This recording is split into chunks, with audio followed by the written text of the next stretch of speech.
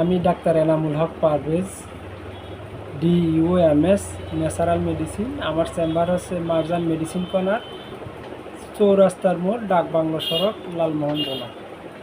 আমার আজকের বিষয় হচ্ছে যারা ডিউডার্ন আলসার, পেপটিক আলসারে ভোগেন, দীর্ঘদিন অ্যান্টিবায়োটিক PPI খাওয়ার পরও আপনাদের পেপটিক আলসার এবং ডিউডার্নাল আলসার ভালো হচ্ছে না, ন্যাচারাল পদ্ধতিতে ঘরোয়া পরিবেশে আপনার বাসায় বসে এটার চিকিৎসা করতে পারে। প্রথমে আপনারা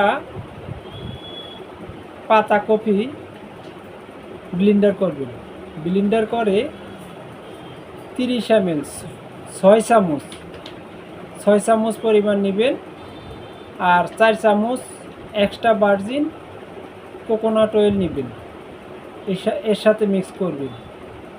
আর কাঁচা হলুদের রস 4 চামচ, তাও মিক্স করবেন।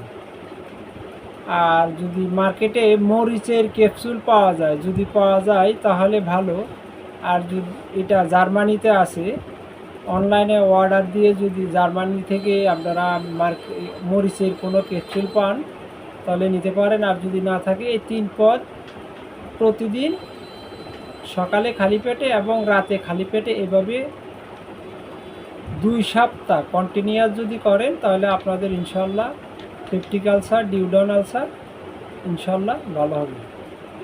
আমার এই তথ্য দেওয়ার কারণে যদি আপনারা একটু উপকৃত হন, আমার জন্য একটু দোয়া করবেন।